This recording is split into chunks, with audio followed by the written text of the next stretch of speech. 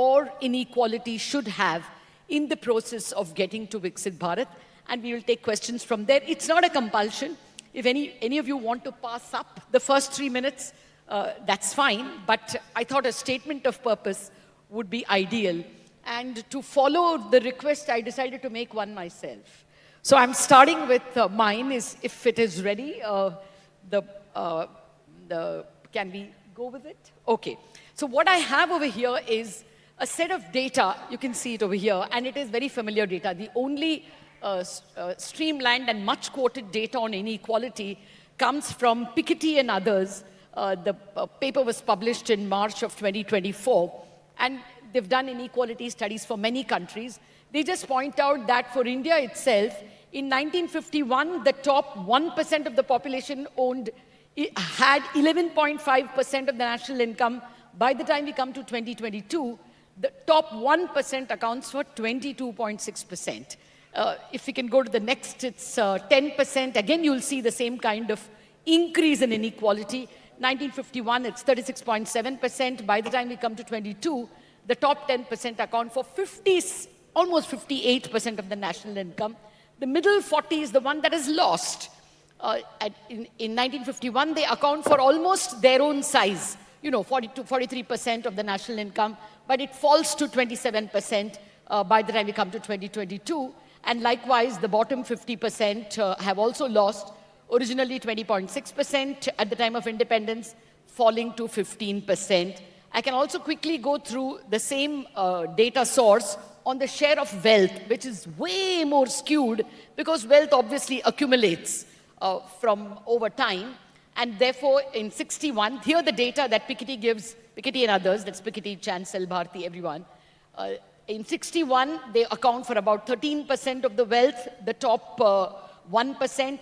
Now they account for nearly 39%. That is a threefold increase in the amount of wealth the top 1% have. The top 10% likewise go from 45% to 65%, and the bottom 50% go down from 11%, 11.5% to 6.5%. So now the features of India's inequality that you observe from here is that it actually fell. I also had the 1981 numbers, if you noticed. Inequality fell from 51 to 81 and then rose. I don't want to go back to those numbers, but the table would have indicated to you that when we had the Hindu rate of growth of 3%, 3.5%, inequality fell. And as we went to 5.6% and over 6 to 8% in the 2000s, we had inequality increasing. That's one observation. The top 10% owning 59%, I think, of the total income ranks India among the most unequal country. Maybe top 10 is the second most unequal country, but if you look at the top 1% and their income distribution, India accounts as the most unequal country. Even South Africa, the other BRICS countries, South Africa, Brazil, and developed countries like United States, show less inequality if you look at the top 10 and the top 1% in terms of income. Also, another slightly disturbing statistic, the national per capita income in India is about 2 lakh rupees today. That is not available to 90% of the population. So the average is a bit deceptive. And this throws up some questions. So the first question I would ask the panelists to tackle if they wish, methodology issues. Inequality often depends on the person who is measuring it. Then the more important question, is growth necessarily iniquitous? That's the first question. And the counter question, if it's a very unequal society, will it stimulate growth? And that question is posed by the kind of FMCG results we have seen in the latest quarter. A large number of firms have reported about 3-4% volume growth against a historical average of about 8%. 8% used to be value growth. It would be 7% volume and 1% price or thereabouts. This time, volume itself has halved. So the question is, if it is genuinely such a K-shaped recovery, will it allow growth? Because a large part of the population is not participating, is not able to generate effective demand. If they don't generate effective demand, there won't be private capex. If there isn't any capex, there isn't as much growth as we would like. So the question I'll be asking, hoping you will answer is inequality inimical to growth? Or is it a necessary part of growth? And finally, how should we prioritize? Should we prioritize redistribution over growth? Should we prioritize growth over distribution in the next 20 years as we work towards Viksit Bharat? What would your policy recommendations be? I hope I have not taken more than 3 minutes. With this, let me hand it over to the first participant. Sajjid, would you like to? Thank you, Latha, and let me start by thanking SBI for inviting me here. It's always a pleasure to be here. You know, I think if you just step back, there's a very complicated relationship between growth and inequality. It's not trivial. There is one school of thought that believes there's a trade-off between growth and inequality. Higher growth is typically driven by globalization, technological progress, urbanization, and all of these things make the income distribution more skewed. But I'm very wary of this because the corollary is certainly not true that you need to grow more slowly to have a more equitable income distribution, because there's a lot of careful work that the IMF has done which has shown that if you have stagnant growth, right, which they define as 4 years of subpar growth, and the concern is that globally we're heading for such stagnancy. The IMF estimates this year's growth around the world will be 3.2%. The next year was going to be 3.3 before the concern of a tariff war. With tariff wars, it'll be much lower than that.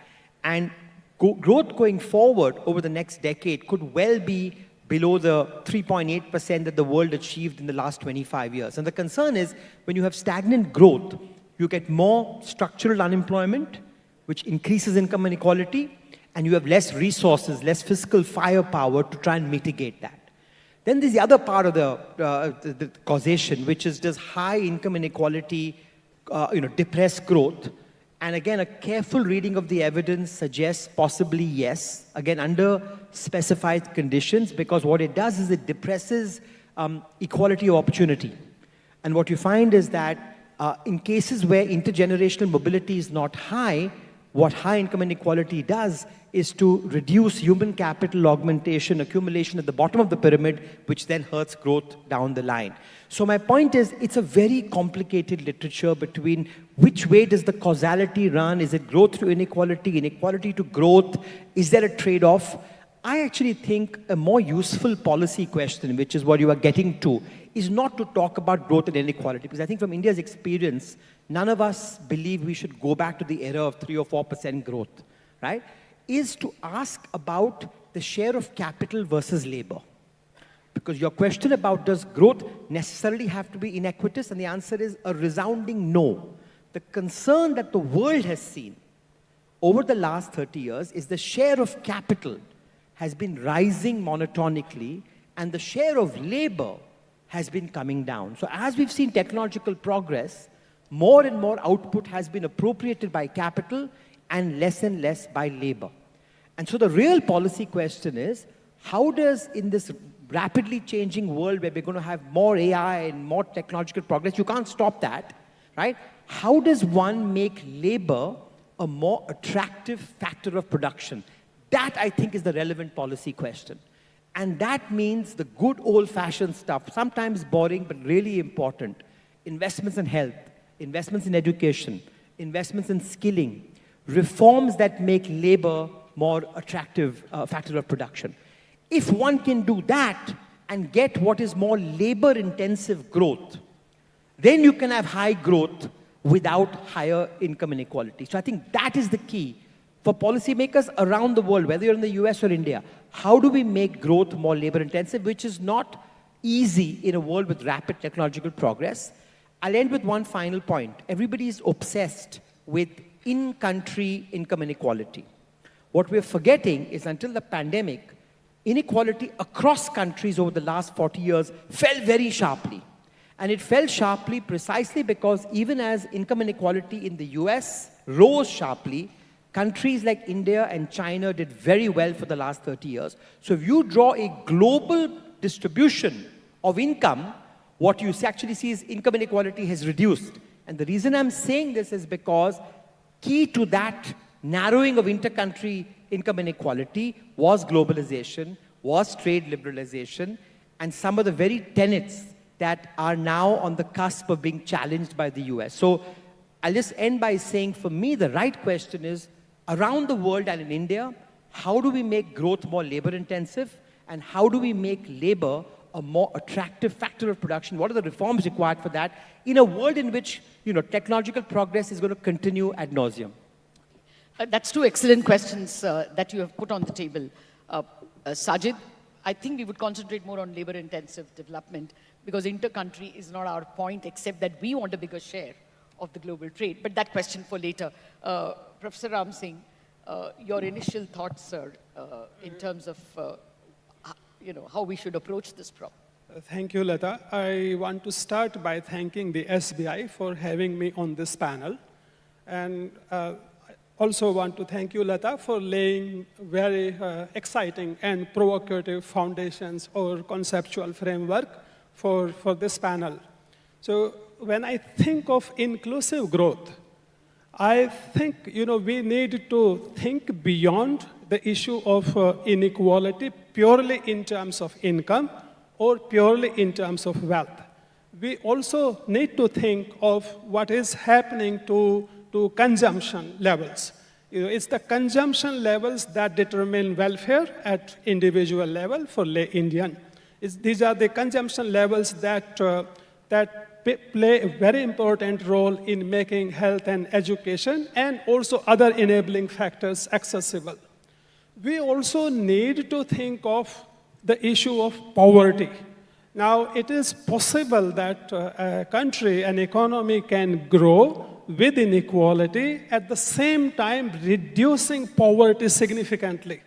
So what we see from our own experience during last 20 years, specifically during last 10, 15 years, and in case of China and globally, there's a significant positive relationship between growth rate and reduction in poverty levels in terms of absolute as well as a percentage of population. So we have made huge strides comparable to China, and all that has been possible due to very high growth rate. Even if we look at state level, we see significant positive correlation between state level GDP growth rates and the poverty level, the reduction in poverty that has been achieved. Now, disregarding, it comes as a surprise to me that this important component of inclusive growth are neglected, and newspapers and media headlines tend to be purely in terms of share of top 1%, income share of top 1% and wealth share of top 1%. Incidentally, we know we can say very little with confidence about income shares and wealth shares. The reason is that we do not have data. We do not have official or any data that can tell us about income distribution in country except the data generated by Income Tax Department statistics. That captures at most 10% of adult population. Similarly, we cannot say much about wealth concentration because we have official data, but that data misses out very top wealth levels. But, and even if we go by what we see, what we read in media, I want to draw your attention to two very interesting facts about, even if we take the data as it is about top 1% income shares and wealth shares, it turns out that if you look at, let's say, top 1,000, top 100 wealthiest families, and on the other hand, you look at top 100 or top 1,000 top income earners. Fortunately, they are not the same set of individuals. And this is a very good news. This is a good news because the alarming scenario would be that the wealthiest people are also top income earners. When these two groups are different, it means that upward mobility is happening. People are joining top income levels without having wealth legacy, without having inherited wealth. That's a very good news. Other good news is that even if you go by, whatever little we know about top wealth levels, it seems to me as a rough approximation, about 10% of Indian households have got some equity stakes. through mutual funds, through SIPs. So as a rough approximation. That is also good news because as wealth levels, we know from our experience, we know from global experience, as wealth levels go up, the share of equity goes up. And to me, these are positive things. The most important piece of information for me is the household consumption expenditure survey data. That's where our attention should be, and I would like to say something on, but in the next round. Certainly. We were to go to consumption expenditure survey, the one that's been long awaited and finally arrived, so that would give us a clear idea. But let me turn to Professor Tantri. Yeah. Thanks, SBI, for inviting me. Okay, sure. Sorry. I saw that. Yeah, so there's a mistake. I should have, okay. Yeah, anyway, so you set a nice context starting with Piketty's numbers. I think let me start with the June 2024 finding, which is, this is March. There is a nice paper published in the Journal of Political Economy by Gerald and Splinter. And they just pick up the same numbers, same Piketty numbers. All that they do is they make some commonsensical adjustments. Simple adjustments like, there was a 1986 tax reform. What it did was it reduced individual tax rate. And it was not so incentive compatible for firms to keep retained earnings. So it increased pass-throughs. So now if you do not consider that and measure individual incomes in the US, it will appear as if there is inequality increasing because same money was lying with corporations. There are certain subtle sociological issues, marriages for instance. Number of marriages are delayed now at the lower end of the pyramid. Now the number of tax unit therefore in the lower, delayed or even not happening in the US. So number of tax unit at the low units, because you can file as a family, at lower end of the pyramid now is higher than at the higher end of the pyramid. So when you make simple commonsensical adjustments like this, you will not believe the numbers fall from, their number from, in the US the number is top 1% income share went up. Piketty's headline is from 9% to 19%. It falls to 2.5%, 9% to 11.5%. Simple adjustments. So these, as Professor Ram said, just based on income, even in a country like US, where you have accurate data available, these extreme, I'm not saying inequality has not increased, but it's not the kind of numbers that Piketty and others are sort of scaring the world and telling that, top 1% eating away everything. Now, and I also agree with Professor Ram, another measurement issue is consumption. Our focus should be on what's happening at consumption. And there's another August 2024 JP paper, again, Journal of Political Economy, by two more scholars who looked at consumption. So this is Sullivan and others. I forget the co-authors. And again, recent papers. When you look at consumption, the inequality reduces by half. The simple reason is government transfers. So what income measures do not consider is a lot of governments are, what we call as freebies, are giving a lot to the poor. Now this is not counted at all. So if you look at consumption, so then inequality is not that bad. So having said that, now let me address your second question about growth and inequality. Is there necessarily a conflict? I think conflict arises, as Mr. Sajjid said, when the reason for growth is your access. If it's a crony capitalist kind of a growth, and let me not mince words, and which is what we've been having for a long time, then obviously you're preventing the lower layer from coming up, and eventually that is not sustainable. But if it's because of investments and innovation, why will I take risk if after success you tell me that everyone will share the same thing? Or why will I win a patent, for instance, is creating inequality. And we all give patents. The reason we give patent is somebody has to innovate and that's what's going to create growth. So the point is, I think our focus should be to remove constraints of access as, again, boring things. All economists eventually will converge into same boring stuff of education, health. I would add access to finance. It's SBI. In fact, I'm seeing dichotomy here. On the one hand, we want cash flow-based lending. And there's a very nice paper by Dr. Rajan, 2024 Journal of Finance. We are so happy that he's now back to writing papers. Very clearly shows that as countries develop, the proportion of secured lending has to fall dramatically. This is all over the world. You cannot have a very high secured lending and expect poor and everyone to develop. And at the same time, moment we see some defaults, if we get paranoid, this is not going to happen. We have to be willing to, step in And we also have to figure out what are we doing with all this information. The question that you asked just now, that if a little bit of credit growth is leading to default, then what about all this digital and all of this data? What are we doing with this data? Is it not, not leading to any better identification of credit? Then we have to go and assess that. Instead of killing something that is going on the very site of default. I think more than health and education, because I'm from education, I know not much can be done, unfortunately, there. But access to finance is one area, I think, which can reduce inequality and also and promote growth. And obviously, our dispute settlement mechanism is horrible. Less said better about it. Even that has to improve. And point taken, sir. Financial inclusion clearly, and well, just that David Splinter and Orton's paper was only telling us about the US. There hasn't been so much of a challenge about the inequality data in India. And I think, visually, this result season and the previous, the hotel companies are earning money hand over fist. Clearly, it's a supplier's market over there, which means five-star hotels are having a very different view in terms of growth vis-a-vis FMCG companies which serve the mass.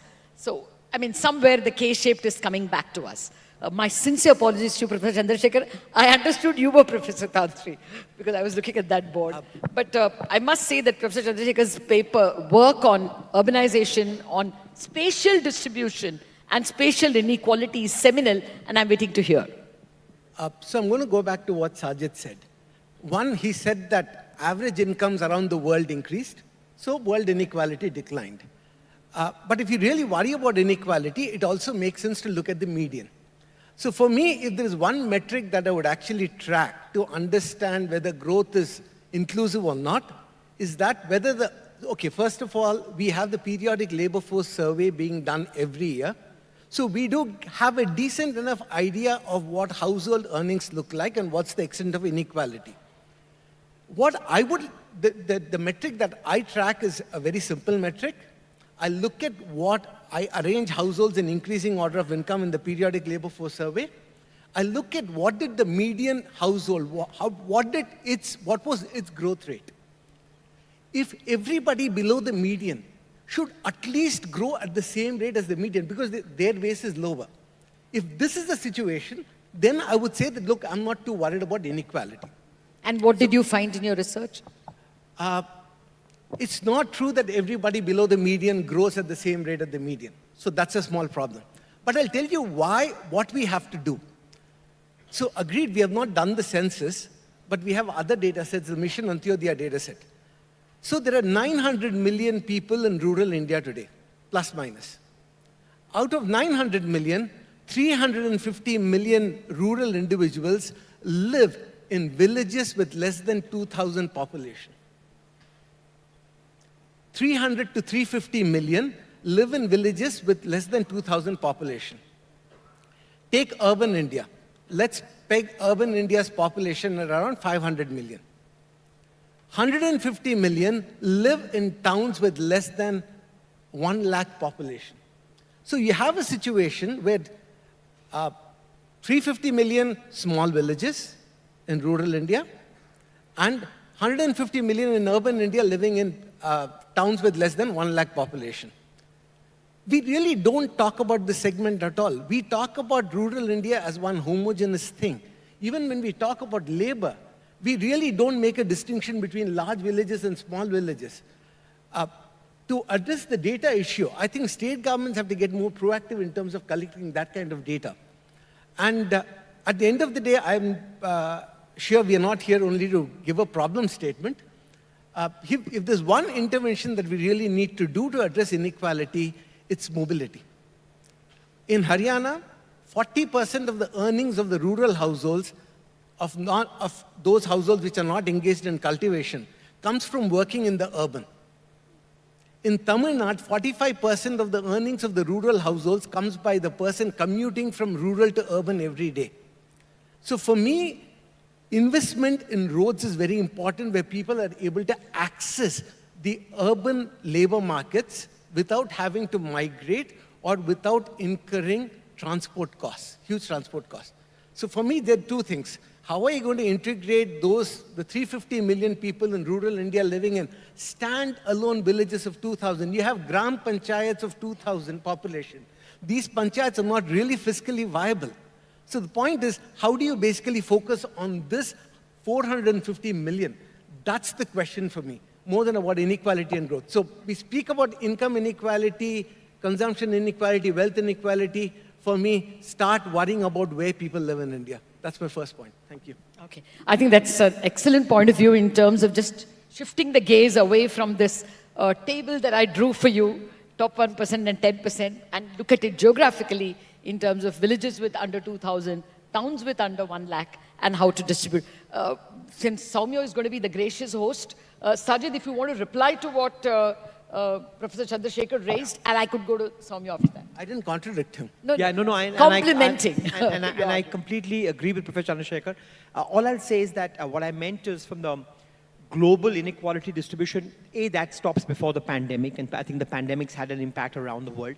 It was simply the fact that this was a collation, this is Brankovich's work, a collation of 50 consumer expenditure surveys around the world, and they look at median, and all they found is because of countries like China and India over the last 30 years, where they were at the bottom of the distribution. So, 1970, 1980, if you had a global distribution of consumption or income, India and China would be at the very bottom. Because those rates of growth were higher than the median, that global distribution compressed over time.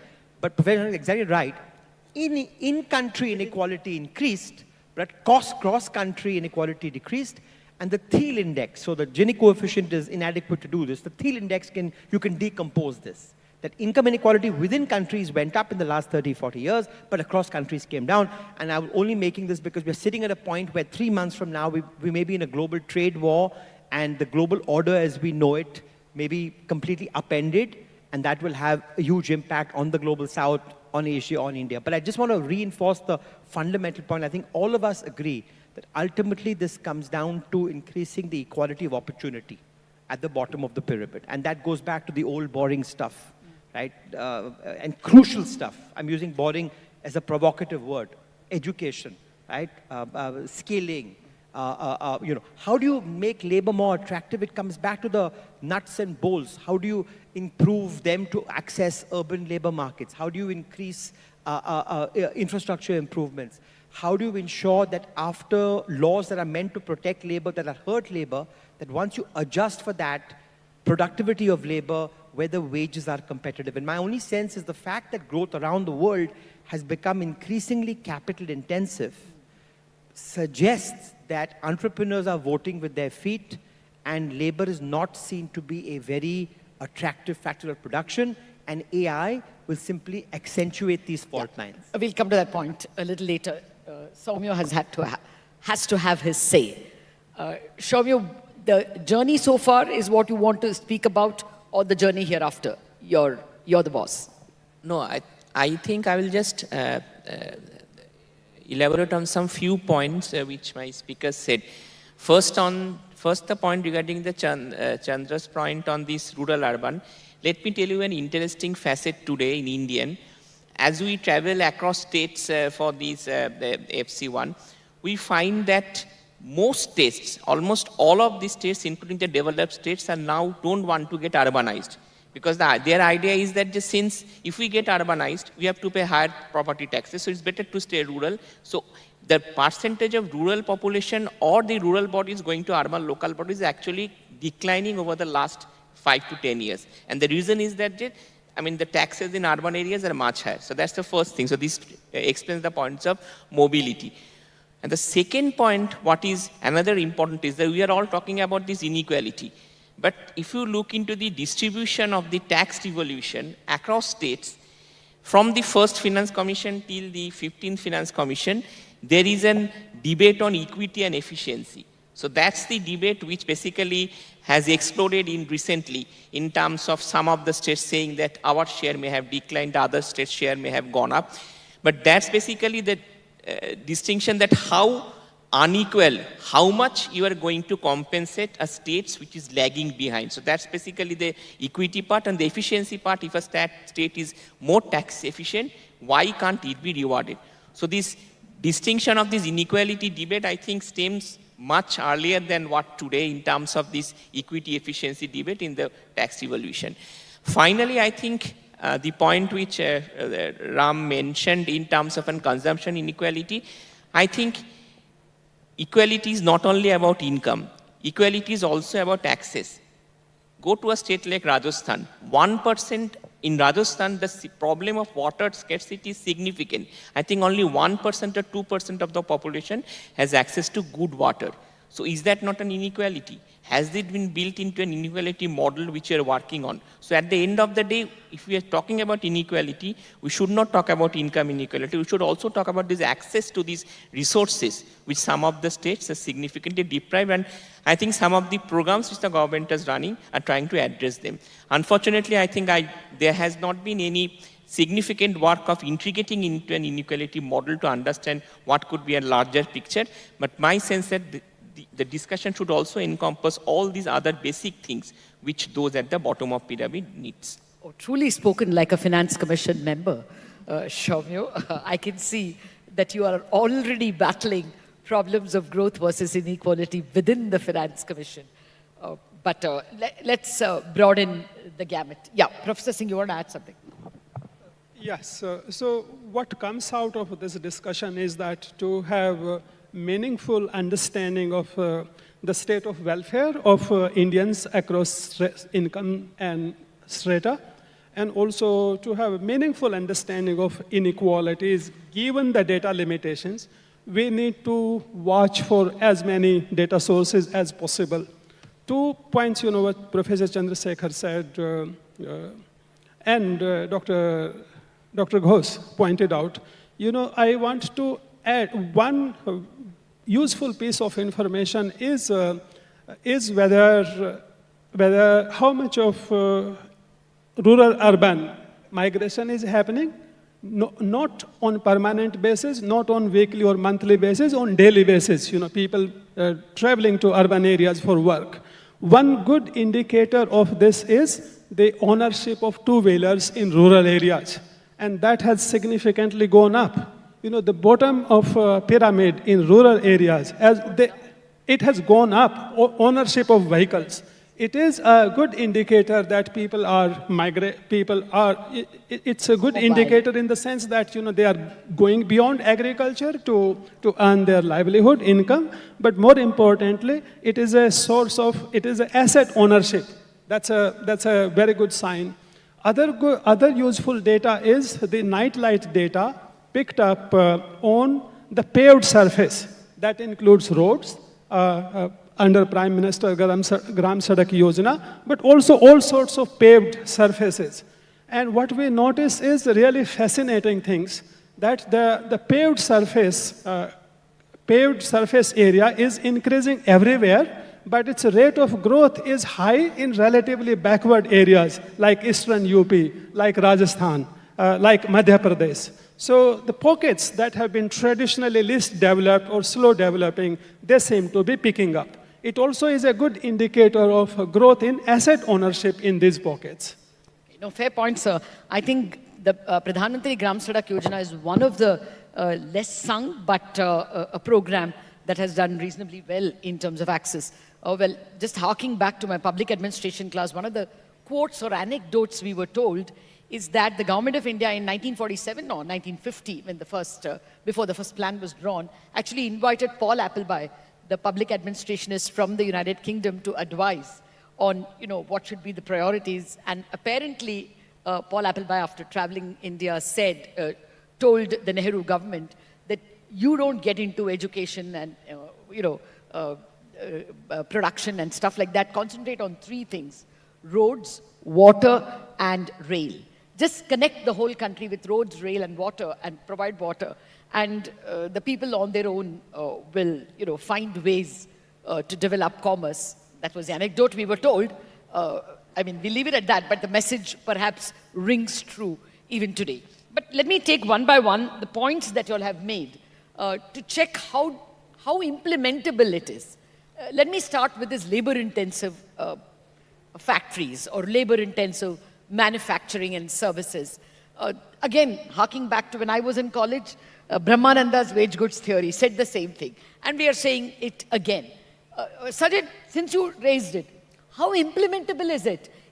We know that textiles and shoes are labor-intensive, but a whole host of manufacturing, and I'm quoting the Tata Steel managing director speaking on CNBC-TV18, that Tata Steel is making, he said, 3 times the steel or 4 times the steel that we did with 1/3 the labor force that we did in 1950. Because we are faced with a competition where we have to, be competitive in the world economy. So labor-intensive, a great catch-all phrase. Yes. How practical? It is practical, Latha, because of course there are certain sectors like steel which are capital intensive, but people are still buying shoes and still buying apparel, right? And here's the dirty little secret. China has pivoted sharply to the green transition. They're manufacturing lots of EVs, they're doing lots of solar panels. But guess what? There's a lot of work to show in the last 5 years. China is vacating space globally in labor-intensive sectors, in textiles, in ceramics, in leather, right? In shoes. There are 20 such sectors. That is the space that India should be seeking to employ. Given the way things have turned out, if you look at our export basket in India, we used to have a large share of exports in labor-intensive products, right? And that now has reduced. The share of capital-intensive goods have increased, engineering goods, pharmaceuticals, capital goods. This doesn't mean that the global pie for labor-intensive goods has reduced. It means we've lost some global market share, right? And so reclaiming that market share means going back to exploiting our comparative advantage. That's the advantage we have. Vietnam's done a lot of this, but Vietnam's a small country which is going to hit absorptive capacity soon. We know China did this for 30 years and Chinese wages have gone up. So India still has hundreds of millions of workers, which when given the right conditions, when given the education, the skilling, the health, the labor law reform, the infrastructure, can compete. And we've seen that Apple has factories over here, right? Large factories. There are Taiwanese companies producing shoes in Tamil Nadu today. And none of them have complained that these large labor-intensive factories don't have skill. But we have to grow that manifold. So I'm not an export pessimist that believe nobody's buying labor-intensive goods. People are buying labor-intensive goods. Asia is going to be a source of growth for the next 30 years. We have to increase our market share of labor-intensive Okay, goods. but where are we going wrong? Professor Singh, would you have a view on that? I mean, like I told you, from Brahmananda's times, P. Brahmananda, I think, died 20 years ago, 30 years ago, and perhaps wrote the wage goods theory 50 years ago. Even when the PLI schemes come, textiles is the last one, and we are still hemming and hawing over it. Why isn't policy being able to crack the benefits for labor-intensive manufacturing? I agree with everything that Sajjid has said in this round. I want to add one. In my views, there are 2 serious issues. One issue is the factor market's rigidities that is holding our growth prospects and also our export performance. Even more importantly to me is the issue of skilling, in my view. So if we have a shortage of skilled workers, unskilled workers are effectively very costly workers. They incentivize firms and companies to go for mechanization. So if we can make a significant dent on the skilling front, I think our effective, we will increase productivity and there'll be gains on returns on capital and also in terms of wage growth. That seems to be the key thing we should be addressing in my view. Okay, well, I can't remember the place where I read this, but there is an argument that we were prematurely socialist. We were prematurely trade unionist, and that perhaps encouraged capital-intensive trends in Indian capitalism or among Indian capitalists. Just a thought, I'm not able to back it up. No, I don't think I agree with that. We are not prematurely socialist. We are, first of all, so if we look at empirically, we don't find much of significant relationship between growth development levels in terms of per capita GDP and levels of inequalities. So it's the distributional aspects. It's the fiscal policies, broadly defined tax and subsidies, and distributions that make all the difference whether a society at any given level of development is less or more unequal. So I don't think we are prematurely socialist. We need to kind of distribution we have engaged. So our general government's transfers on health, education, and other services, they are about 8% of GDP, which is not very high, and we are gradually increasing that. That's something we can afford, and we should. We have to make sure that consumption levels, especially what Soumya mentioned in terms of access to drinking water, health, those facilities have to be granted. Only then we can reap the dividend that we are looking at. Yes. Well, time permitting, I'll come back to the free bee culture, which I'm in favor of. In any case, that's another issue altogether. I would think 200 units of power for every household is par for the course in a hot country like ours. Otherwise, children won't come to school and study, would be my point. But Professor Chandrashekhar, or if any of you want to contribute to the labor-intensive factory idea first, why did it fail? How can it succeed? Anything you want to say, if you want to. So here is the thing. Why are we so obsessed about labor-intensive manufacturing? Because we assume that that will be more equitable. No, 1 second. Suppose I give you a data point every month. Okay, so earlier, so nobody talks about what is the domestic content of exports of India. This is not a number that's reported every month.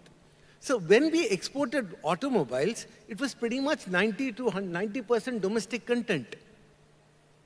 Now, when Sajjid talks about iPhone exports, etc., the domestic value add is very, very small.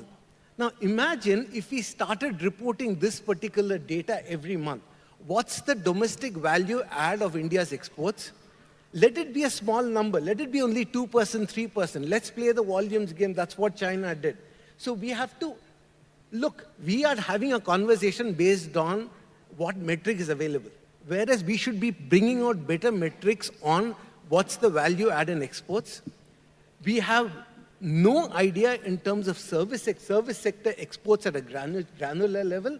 I think if we start tracking those kinds of indicators, look, labor-intensive manufacturing is important, but nobody has a magic wand to fix it. But we are making progress elsewhere. Just because the numbers are not reported every month, we think as if nothing's happening. So I think we need to change the conversation by making sure government actually releases the right data to have a better conversation. I'm not sure if I made a point or not. Well, my only skepticism is that we are already looking at a lot of infrastructure that is falling short by way of roads, water, and communication. On data, we are hugely short, sir. If we start investing in that, then yes, we will make better policies, but... Okay, here's the thing. The budget of the Ministry of Statistics and Program Implementation is 1,200 crores. That's all it gets for doing surveys. You're talking about a $3 trillion economy, which is going to be tracked by a 1,200 crore budget. You know, when RBI did this full harmonization of data, they brought in this full XBRL taxonomy, and that went a long way in cleaning up the reporting system. We have never made that honest effort. We have never invested in a statistical system. Let's not keep criticizing. I think this deserves a round of applause. Point is well taken, sir. I'm not here to defend the system. No. I'm just saying that the point is well taken that we have not invested adequately in data at all. And hopefully that as we get more digital paths to data, we will improve that. You wanted to add something to what he said? Just to say that my focus is not even on manufacturing per se. It was on labor-intensive growth. And I think we should be agnostic about manufacturing versus services. And you're exactly right. In some cases, domestic value add is low. I'm just saying, holding domestic value add constant, every unit of value add that we have should be more labor-intensive and less capital-intensive. Holding that constant, right? So I'm just saying, We should be agnostic, let the private sector determine, as Professor was saying, the real revolution or revelation the last 5 years has been surging service exports. Our global share of service exports has gone from 2% to almost 5%, right? I thought 8 actually. Anyway. A global share, right?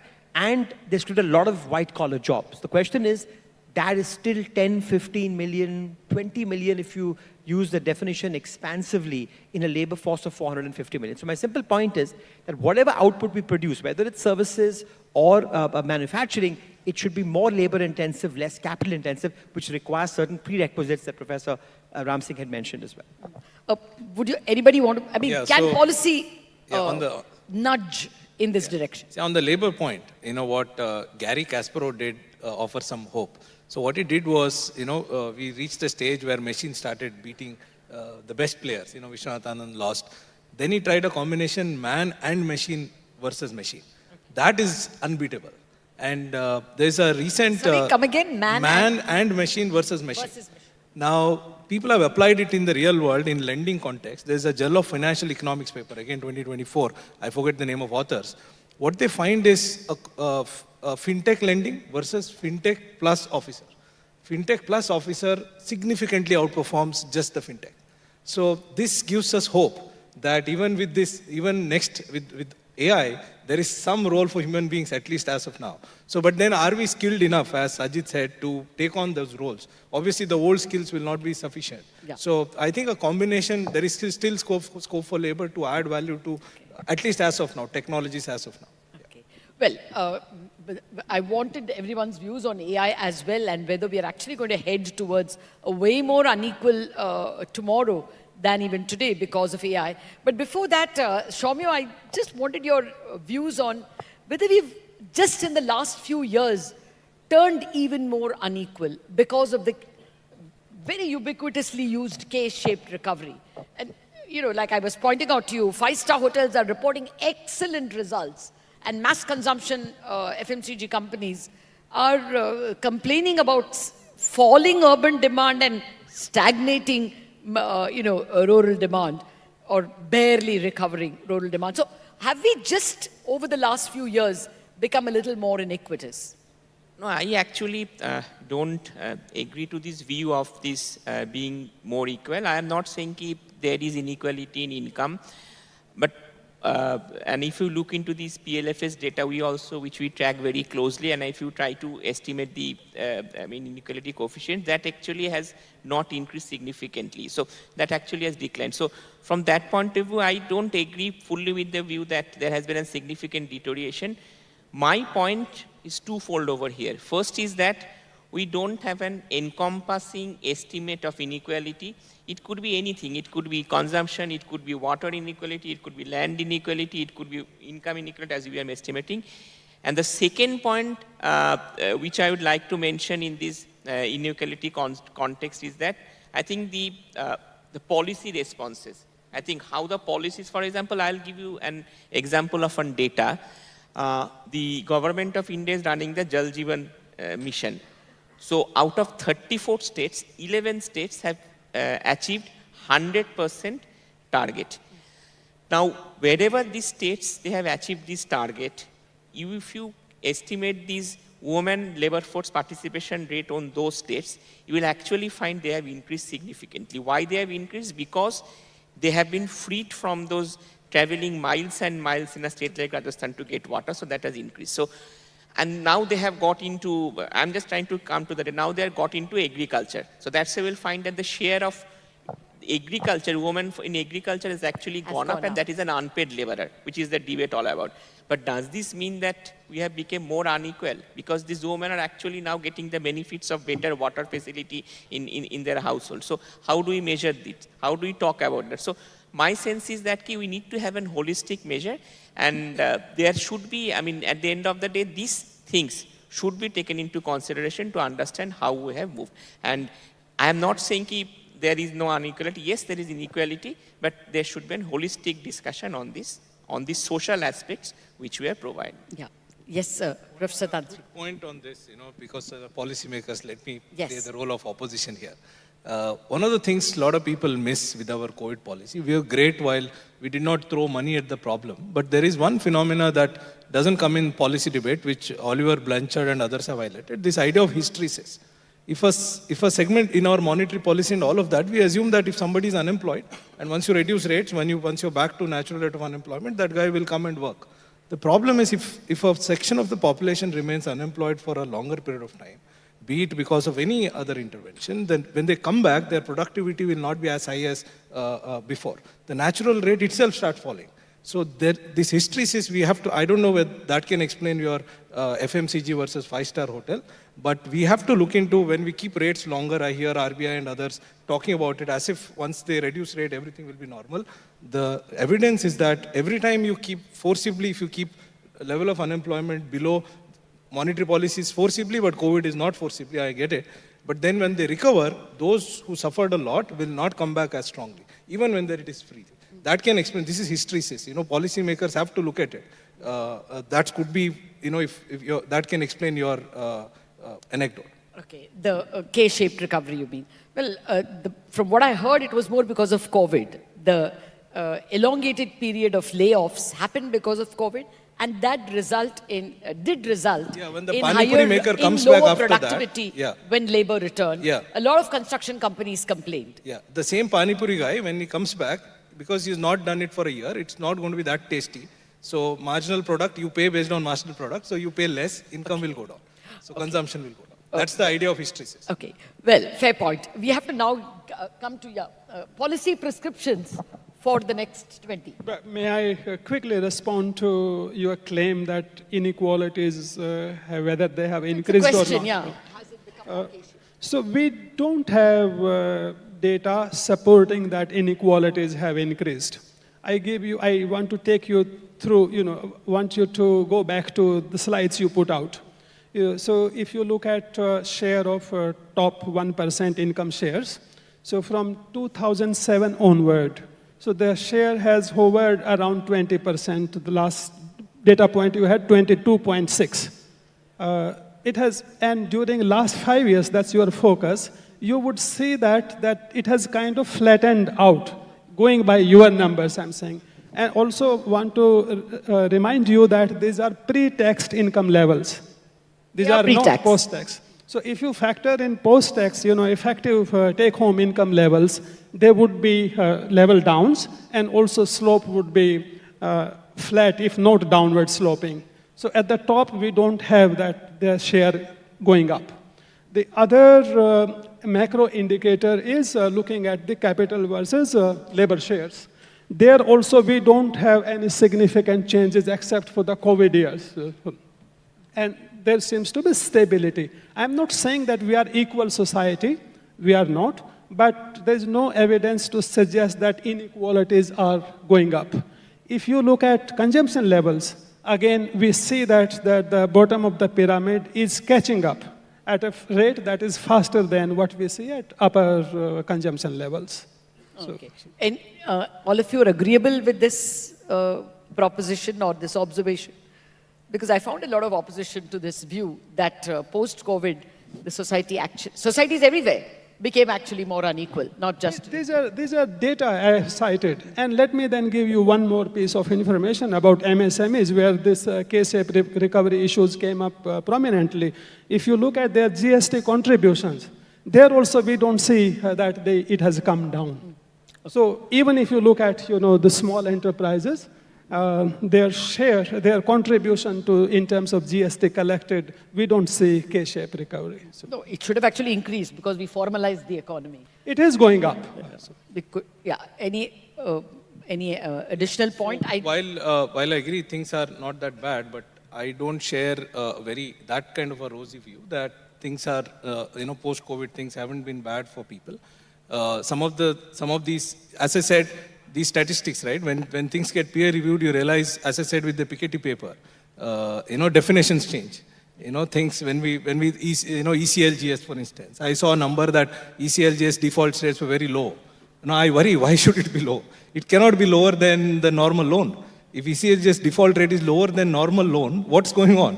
maybe the banker is first give me ECLGS and then pay me something else. So some of this, as economists, we have to read these numbers with some kind of skepticism. That is required. So while I don't share the view that things have become horrible or bad or anything, there are issues. With some of our policies. Let's take EBLR. Because policymakers are here. So we have now forced banks, in the name of passing monetary policy, whatever RBI, whenever repo rate is cut, banks are forced to reduce their benchmark lending rate. Now, we know that lending for small firms is upward, the marginal cost is upward sloping. Now, if you force me to cut rates, I won't be able to incur that monitoring expense to expand lending. So we find that after EBLR, when you rate cut, credit to MSME is expanding less, while banks are passing on rates because they're forced to, but credit is not going up. So some of our policies are counterproductive in this regard. So I think some of these troubles for small firms is artificially induced. And we should look at all our policies from first principles. Fair point, though that will take us away into monetary policy. I want to come back to policy prescriptions. Since all of you have spoken about more percentage of the income going to infrastructure, education, health, skilling, are we at least in the process of a higher tax to GDP ratio so that we have more to spend on these services, Soumya? Are we headed in that direction? No, I think over the last several years, tax to GDP ratio is now at a 17-year high, central tax to GDP ratio. If you add the state's tax to GDP ratio around 6 to 7%, so we are at quite comfortable levels, and these are levels which were last seen before the crisis in 2008. But my point is that while spending on infrastructure will give you rewards over a point of time, but coming back to this labor-intensive point, I think this earlier concept of that construction will lead to significant amount of jobs may not be true right now, because infrastructure has now become more capital intensive. So basically, if you are seeing how the bridges are constructed, I take your point. We don't use so much labor for construction. So basically, we have prefabricated bridges. Exactly. So basically, even if you have an infrastructure-led growth, construction-led growth, that may not be, significantly employment creative as of today. The elasticity has declined. But to the larger point, which you mentioned in terms of this inequality, and I think this point which I missed out is that I think what India requires today is better paying and high skilled jobs. The jobs which we are creating today are actually not paying that much. And I think that is the reason why we'll see that there are shades of consumption inequality or inequality which is happening here and there. So I think that is the problem which we try to need to address in terms of skilling. No, come again? I think the problem is skilling the labor force. Skilling. So because most of the jobs which are getting created are actually at the lower end of the manufacturing. Fair point. Okay, we are in the last 5 minutes or so of the discussion. So I would want you all to come with some policy prescriptions for the next 23 years before we reach 2047. Let me ask you a leading question, Sajjid. Does our tax structure need to get a little more progressive than it is now? Death duties was one of the election, slogans which was quickly pulled down. But would that be needed now if we want to tackle both growth and inequality? I think we should be careful about which instruments we should use to tackle these. Let me just step back. I think there are 4 sets of issues we should think about. One is, as Professor Singh said, let's not forget more fundamental factor market reforms, right? To make labor more attractive. Some of these are at the subnational level. And what I'm heartened by is a lot of competitive federalism, where, some reform on labor, land, power happens in one state, it works well, bottom up, and then it's adopted by other states. That's number one. Number two, I think all of us agree you need significant more expenditure, not just on infrastructure and physical capital, but the next wave of spending in the next decade has to be on social capital, on education, on skilling, on health. And the question is, how do we get lower deficits and higher expenditure GDP? The good news is... How do we find the money? Yeah, and the good news is we've begun that process, as Soumya alluded to. FY24, gross tax to GDP, center and states, was the highest since 2007, right? We're making some progress. Indirect taxes have stabilized. But to be fair, a lot of that direct taxes came from capital gains in the equity market, which may not again incur. So STT I may think not. we need more broad-based direct tax reform. I go back to what's on the anvil, a tax code which is essentially has fewer exemptions, broadening the base. Again, back to first principles, lowering rates. So we do need more tax reform. We need asset monetization. India is sitting on a lot of viable assets, right, that we can boost revenues by. So I think that's number two. Number three, this is not only about money. Boosting primary health and education is a lot about state capacity. Throwing more money on a problem is not enough if you don't modify the state. So we need to, and the last one is, this is a lesson for the world, not for India only. Between 2008, after the GFC, to 2020, the global economy excessively used monetary policy and overly considered on fiscal policy. We have too much monetary easing and inadvertent fiscal tightening in parts of the world, which simply exacerbated inequality. When you keep, if interest rate cuts are the first solution to every problem, and the cost of capital comes down, as we saw in the US and the West, you're exacerbating inequality. You're making entrepreneurs lurch towards more capital-intensive techniques and keeping zombie firms alive. So there's an argument against rate cuts now. Okay, I'm looking for policy prescriptions. You could take, and I could come to Mr. Singh later. Let me put a name to the tax you said, the wealth tax, which is what Piketty's of the world 12 European nations tried it, 9 have abolished it, only 3 have it. They're also struggling with it. So we had it in India when I was doing my BCom. We were. So I'm just asking you, how do you find the money? Yes. So all of you have told us what to do. But how do you find the money? Yeah, of course. It's not about money. The issue is, I'll give you one example, health, Ayushman Bharat. Excellent scheme. I have studied it carefully. It has led to a big improvement in even equality. The problem is there are artificial caps. The government or the policy makers don't understand that cost of a bed is the opportunity cost. It is not the cost of whatever, opportunity cost is the cost. I found it extremely hard to explain it to policy makers that cost is opportunity cost. It's not counting something, right? If they don't understand this, and then if you cap prices, it's 7,000 crore is what you're in the budget, what you put in. Even if you double it, it's not going to change anything. There are excellent policies like this, where it's about implementation and not about money. And secondly, I'm not a big fan of this tax to GDP ratio, because the whole promise was minimum government. I look at 15% as the government size, and I'm worried about how big it's going to become. It's already 15.5%. If you 48 lakh crore over 330 lakh crore, I think we should minimize government, focus on what government is supposed to do, rather than doing everything, and implement policies well. I find that a little it's not difficult, all about money. Try to get in people who understand stuff, implement it well, efficiently with the same amount of money. I think we can. Ayushman Bharat is one example. It has done wonders. But it can be better. There's no need. It's not about money. There are many schemes like that. So I think focus should be on efficiency rather than expanding the state. This is This is the democratic versus Republican thing that used to happen, which Milton Friedman warned against. That Republicans focus on fiscal deficit. So the moment they come, they try to narrow. Both end up having a large state. We should worry about this tax to GDP and ending up with a very large state which starts interfering in everything and destroys everything. So minimum state with better implementation, do whatever is the main job of the state, I think will serve the purpose. I've not come with the data, but India ranks very low on tax to GDP. Okay. I think what worries I me... just want prescriptions since we have only a few minutes. Yeah. No, I think I'll add, what worries me most today is basically the urbanization pattern. Because if you look into state after state, you will see that these disasters of earthquake, floods, drought are happening with alarming regularity.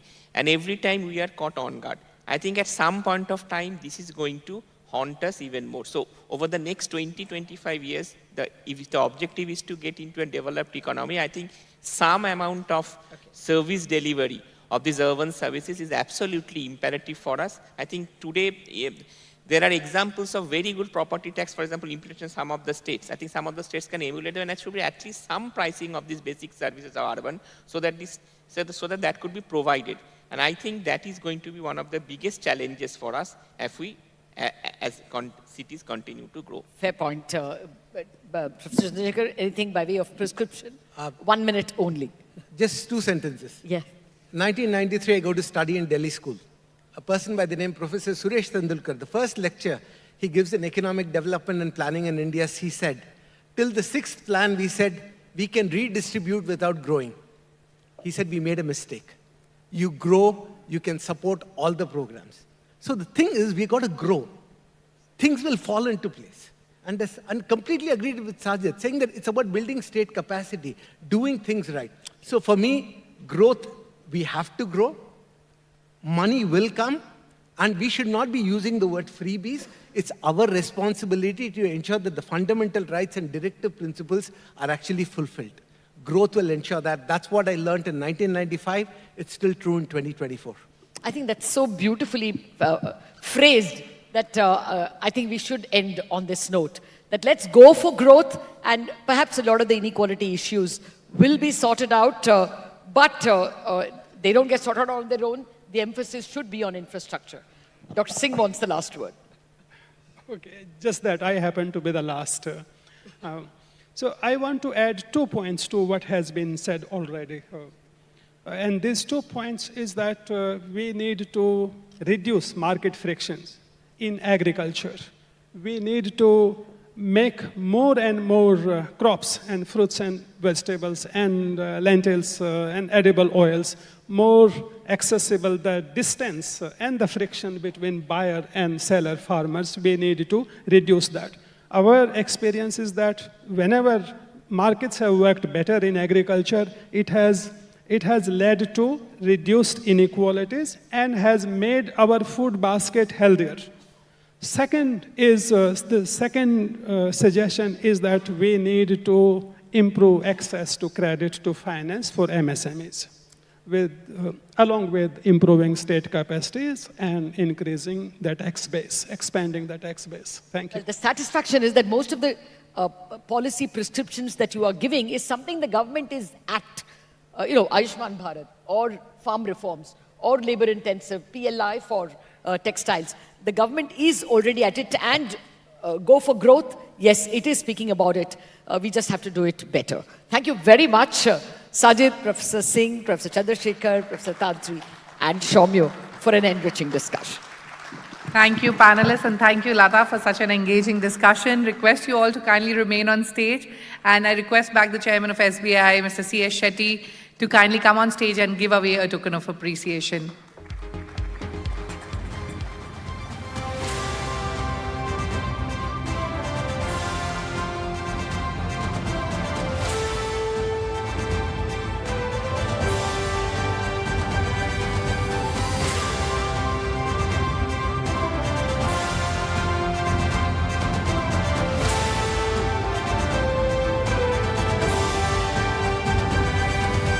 Ladies and gentlemen, keep the applause going.